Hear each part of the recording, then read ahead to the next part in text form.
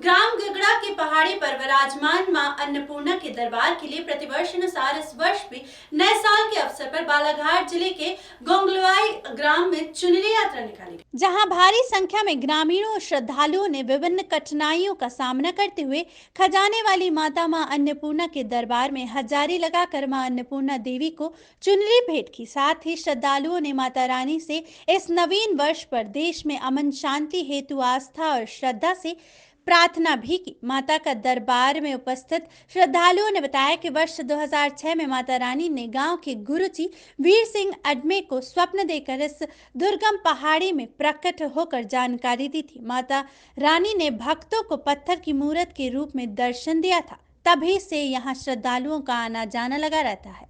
पिछले 9 वर्षों में गोंगलई के ग्रामीणों द्वारा 1 जनवरी को मां अन्नपूर्णा देवी को चुनरी भेंट करने की परंपरा निभाई जा रही है। इसके अलावा माता रानी के दरबार में हवन पूजन एवं महाप्रसादी का कार्यक्रम भी हुआ। श्रद्धालुओं का कहना है कि जब से माता रानी इस दुर्गम पहाड़ी पर प्रकट हुई हैं, तब से उनकी आस्था माता रानी के दरबार में लगी है।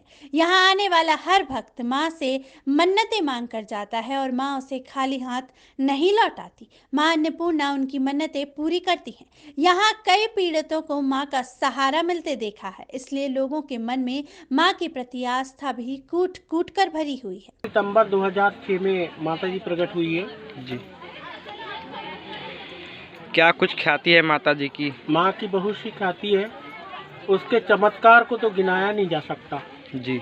अनगिनत यहाँ पर दर्शनार्थी आते हैं और माँ से अपनी मन्नत पूरी करके जाते हैं। जो जैसा जैसा मांगता है वो वैसा वैसा पाता है जी।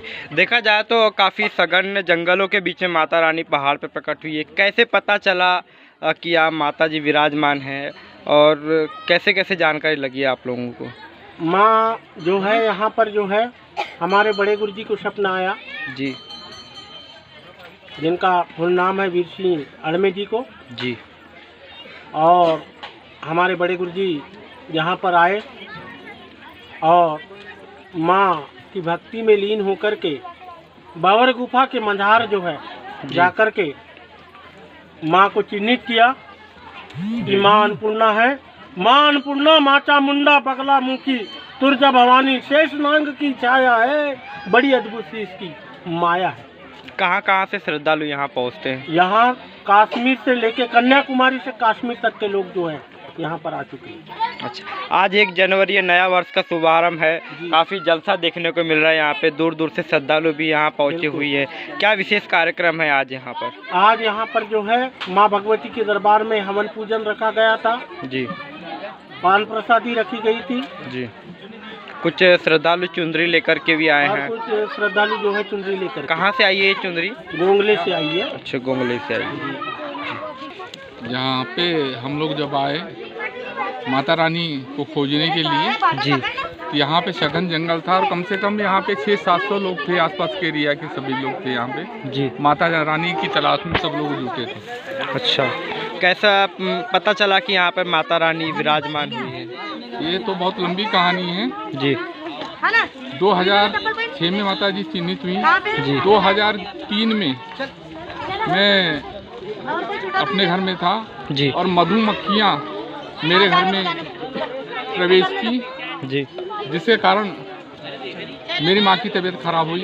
अच्छा जी। और उन्होंने कंडे का धुआं भी दिया जिससे तबीयत खराब हुई। डॉक्टरों से इलाज करवाया, माँ ठीक नहीं हुई जी। उसके बाद में मैंने हाथ जोड़ के बोला, मैंने जो भी हो इनको अपने घर में बसेरा देना चाहिए जी। और मधुमक्खियाँ हमारे घर में बैठ गई जी। ऐसी लगातार 3 वर्ष प्रक्रिया चली।